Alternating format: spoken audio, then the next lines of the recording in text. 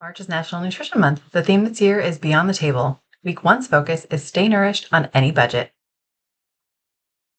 Hi there, I'm Kelly Houston, a registered dietitian, helping people to boost their food confidence so they can eat for fuel, eat for fun, and eat for life.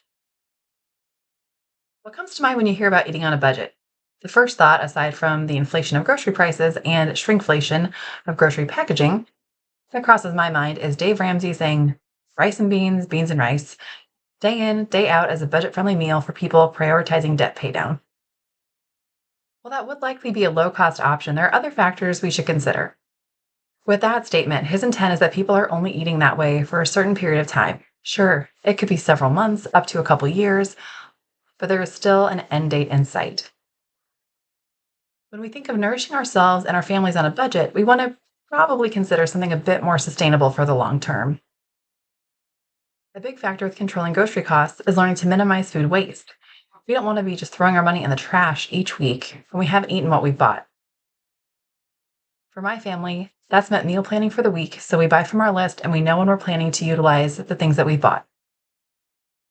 It also might include getting different forms of foods, like frozen or canned, so they're less expensive to purchase and also last longer than fresh. In a profession where I've spent my schooling discussing food in all capacities and speaking to clients about food and their system each day, I'll be the first to say that meal planning does not come naturally to me. We've adjusted over the years to find a meal planning system that works for us, our family, at different stages of life. Right now, we plan for about 4 meals each week. We've realized that if we plan for cooking 5 meals or more during the week, we either don't actually cook that often and food goes bad before we can use it, or we have too many leftovers that we're not eating and those go bad before we can eat them, or when we just forget they're there because they're not written into the meal plan. One of the challenges that we face as a family of five is that it seems there's always at least one person who doesn't like what we're cooking for dinner. We've had many talks about this with our kids that not every meal can be our favorite meal, but we still need to eat enough of it to get us through until the next meal. That's a work in progress. In terms of leftovers or batch cooking, you also want to make sure that you're following food safety protocols. You don't want to be forced to throw out food because it's been kept at an unsafe temperature for too long. The website foodsafety.gov is a good resource if you're unsure what the proper storage is for different types of food.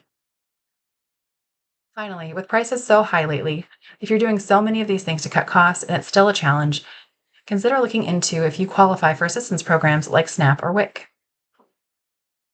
So help the rest of us out. What are your favorite ways to cut down on your food budget? If food we're eating feels overwhelming right now, please know that you're not alone. Reach out to see about scheduling an appointment to help boost your food confidence. Until next time.